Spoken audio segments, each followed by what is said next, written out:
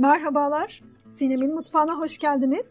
Bugün sizlerle 3 malzeme ile pişirmeden kolayca nefis bir pasta hazırlayacağız. Derin dondurucuda uzun süre saklayabileceğiniz, aniden gelen misafirleriniz için kolayca çıkartıp ikram edebileceğiniz nefis bir pasta tarifi mutlaka denemelisiniz. Tarifimiz için bir kutu krema tavama aldım. Kremamı biraz ısıtıyorum. Kremam eridi. Kenarlarından bakın kaynamaya başladı. Artık ocağımın altını kapatıyorum. Bir paket sütlü, yarım pakette bitter çikolata ilave ettim. Sizler isterseniz tamamen bitter çikolata da kullanabilirsiniz. Çikolatam eriyene kadar karıştırdım. Bir paket petibör bisküviyi videoda görüldüğü gibi gelişi güzel kırıyorum.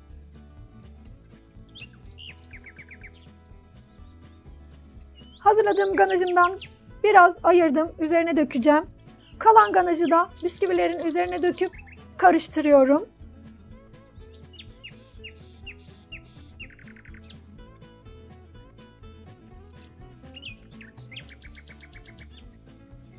İyice karıştırdım.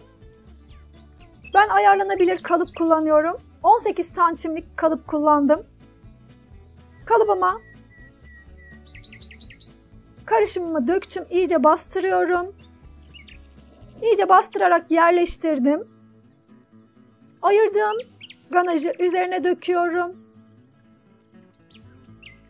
Derin dondurucuya gönderiyorum. Bir gece derin dondurucuda beklettim. Ertesi günü üzerine çikolata sos hazırlıyorum. Bir paket bitter çikolatayı benmari usulü eritiyorum. Biraz süt ekleyerek çikolata sos kıvamına getiriyorum. Sütümü azar azar ilave ediyorum. Kıvamını ayarlayarak sütümü ilave ettim. Sizler de kıvamına bakarak sütünüzü ilave edebilirsiniz. Bu kıvamda olmuş demektir. Şu anda pastam soğuk, dondurucudan yeni çıktı. Üzerine de hazırladığım çikolata sosumu döküyorum. Fazla donmadan üzerine çikolatamı yayıyorum. Her yerine gelecek şekilde yaydım. Tekrar derin dondurucuma gönderiyorum. Bir 30 dakika daha beklettim. Ve artık kalıbımdan çıkartıyorum. Kenarına bir bıçakla geçtim. Kalıbımı açtım ve kalıbımdan çıkardım. Pastamın üzerine Antep fıstığıyla süslüyorum. Sizler dilediğiniz gibi süsleyebilirsiniz. Fındık, ceviz, Hindistan ceviziyle de süsleyebilirsiniz. Pastamı bir 20-25 dakika dışarıda beklettim. Biraz eridi. Artık dilimliyorum.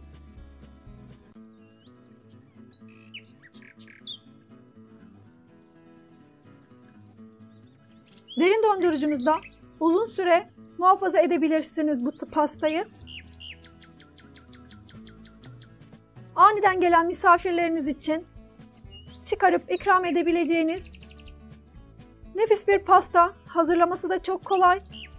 Lezzeti de çok güzel.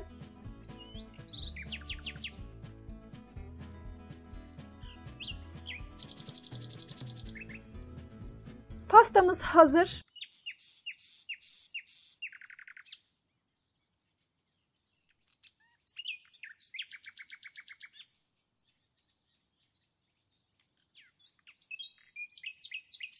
Merhabalar, Sinem'in mutfağına hoş geldiniz. Bugün sizlerle benim yıllardır yaptığım çok kolay bir pasta tarifini sizlerle paylaşmak istiyorum. Sadece 3 malzemeyle kolayca hazırlayabileceğiniz nefis bir lezzet oluyor. Tarifimiz için 1 litre süt, 2 paket puding, 3 paket de petibör bisküvi kullanıyorum. Pudingimi paketin üzerinde yazan süt ölçüsünden 1 su bardağı eksik süt kullanarak hazırlıyorum. Koyu bir kıvamda olacak pudingim.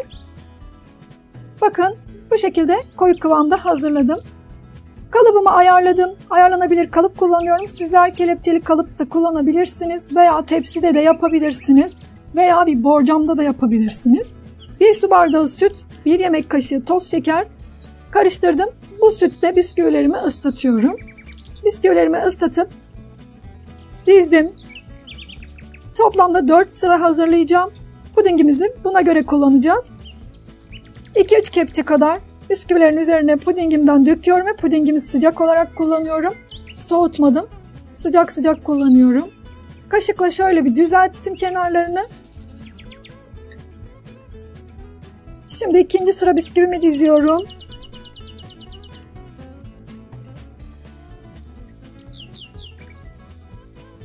Tekrar pudingimden döküyorum. Üçüncü sıra bisküvilerimi diziyorum. Malzeme ölçüsünü isterseniz azaltabilirsiniz veya çoğaltabilirsiniz. Tamamen size kalmış.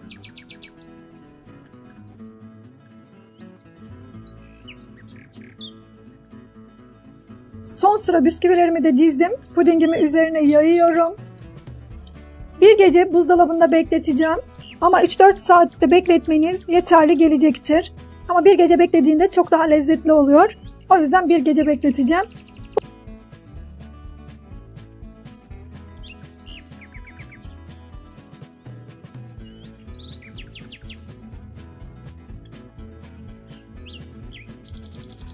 Kalıbımda bir gece beklettim. Şimdi kalıbımdan çıkartacağım. Bir bıçakla kenarlarını geçiyorum pastamı. Kalıbımdan çıkartıyorum. Pastamı kare dilimliyorum.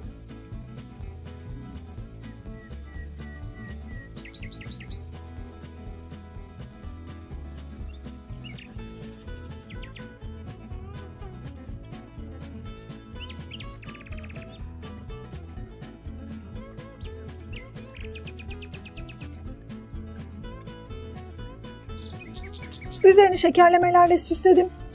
Sizler isterseniz fındık, fıstık, cevizle de veya Hindistan ceviziyle de süsleyebilirsiniz. Pastamız hazır.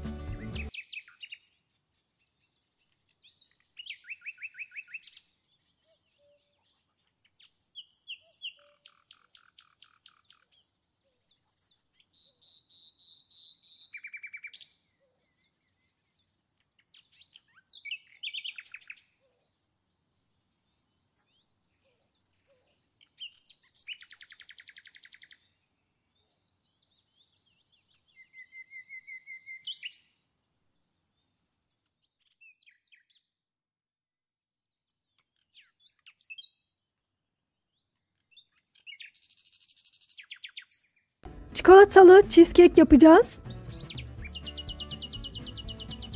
Cheesecake tarifimiz için bakın bu şekilde 2 paket kakaolu petibör bisküviyi robotta çektim. Rondomda. Bakın incecik olana kadar çektim. 100 gram tereyağımı erittim. Şimdi güzelce karıştırıyorum. Tereyağını üzerine dökeceğim ve iyice karıştıracağım.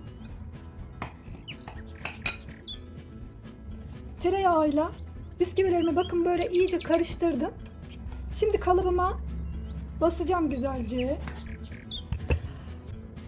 Bakın bu şekilde 20 santim kalıbım var. 20 santimlik kalıbımda yapacağım. Bisküvilerimi tabanına yerleştiriyorum.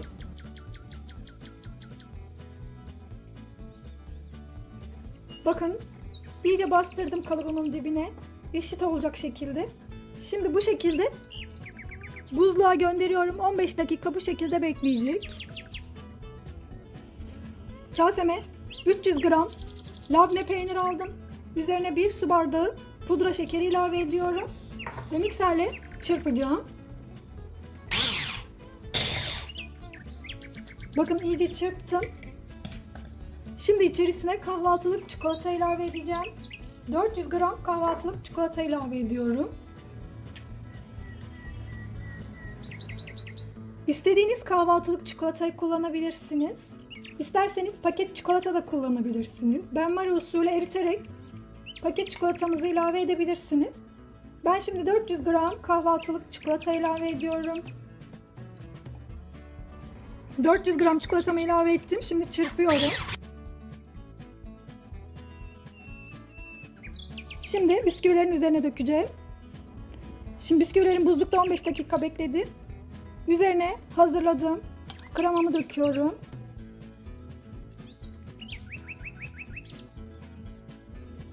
Kremamı döktüm ve düzeltiyorum.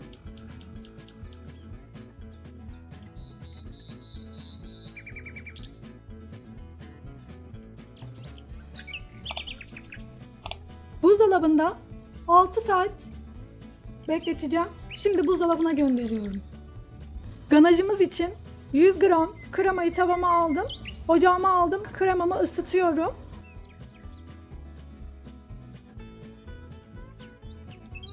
Bakın kremam iyice eridi. Kenarlarından da kaynamaya başladı. Artık ocağımın altını kapatıyorum. İçerisine 100 gram bitter çikolata ilave ediyorum. Ve karıştıra karıştıra çikolatalarım eriyene kadar soğutuyorum.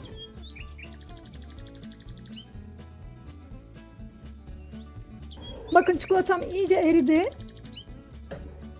Bakın bu kıvamı alana kadar karıştırdım. Ganajımız hazır. Cheesecake'imi 6-7 saat buzdolabında beklettim. İsterseniz bir gece de bekletebilirsiniz. Üzerine hazırladığım ganajı döküyorum. Ganajımı iyice soğuttuktan sonra döküyorum.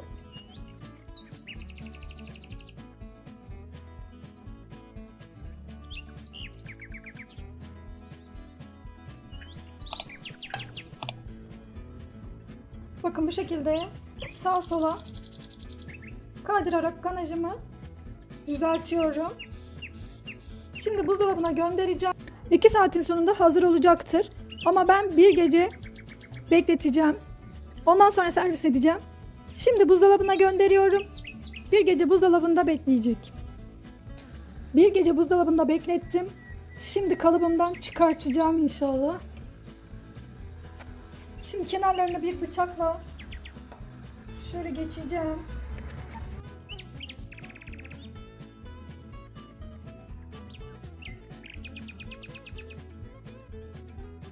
Şimdi kalıbımı genişletiyorum. Yavaşça yukarı doğru kaldırdım.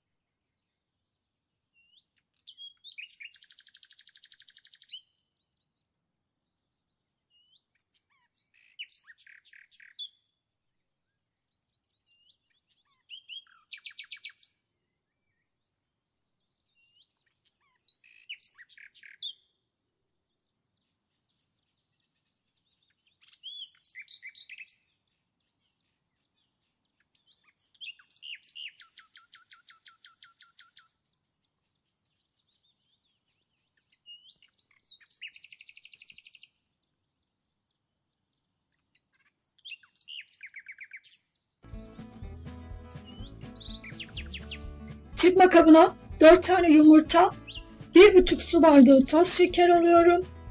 Mikserle iyice çırpıyorum.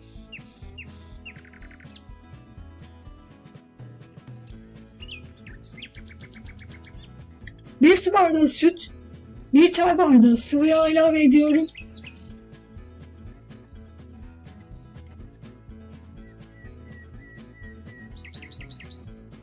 İki buçuk su bardağı un ilave ediyorum. 1 paket vanilya, 2 paket kabartma tozu, ilave ettim, karıştırdım. 3 yemek kaşığı kakao ilave ediyorum. İyice karıştırıyorum. Kek harcım hazır. Dikdörtgen borcamımı yağladım. Kek harcımı üzerine döküyorum. 180 derecelik önceden ısıtılmış fırında kekimi pişmeye gönderiyorum. Kekim pişerken ben de krem şantimi hazırlıyorum. 2 paket krem şanti, 1,5 su bardağı süt ilave ettim. Soğuk süt ve iyice çırpıyorum. İyice çırptım, koyulaştı. 1 paket sütlü çikolatayı benmari usulü eritiyorum. 3-4 yemek kaşığı da süt ilave ettim ki kıvamı biraz yumuşasın. Bu çikolatayı krem şantime ilave edeceğim. Sıcak olduğu için hem çırpıyorum hem de çay kaşığıyla azar azar ilave ediyorum. Eğer isterseniz krem şantinin içerisine kahvaltılık 2 yemek kaşığı çikolata da ilave edebilirsiniz. Krem şantimi buzdolabına kaldırdım. Şimdi kremamı ısıttım. Bakın hemen ısınınca ocağımın altını kapatıyorum. İçine 2 paket bitter çikolata ilave ediyorum. 200 gram krema, 2 paket de bitter çikolata ilave ettim. Karıştırarak çikolatamı eritiyorum. Karıştıra karıştıra çikolatamı soğuttum. Kekim fırınımdan çıktı. Kürdan testi yaparak kontrol edebilirsiniz. Üzerine 2 su bardağı sütle ıslatıyorum.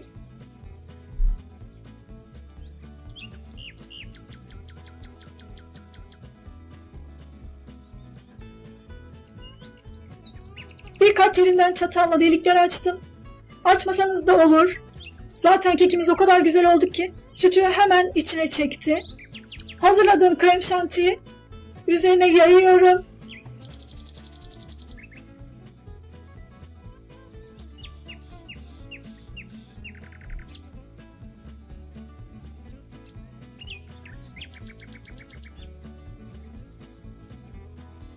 Hazırladığım ganajı da krem şantinin üzerine döküyorum.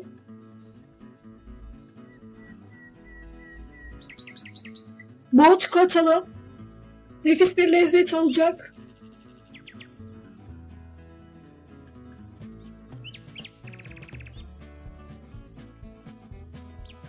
Ganajımızı üzerine yayarken borcamı sağa sola kaydırarak da yayabilirsiniz. Bir gece buzdolabında bekletiyorum. Bir gece bekletmek istemezseniz 5-6 saatin sonunda da hazır olacaktır ama bir gece beklediği zaman çok daha lezzetli oluyor. Üzerine Antep fıstığı serpiyorum.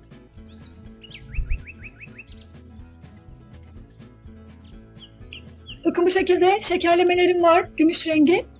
Üzerine şekerlemeyle süslüyorum. Sizler dilediğiniz gibi süsleyebilirsiniz. Islak pastam hazır.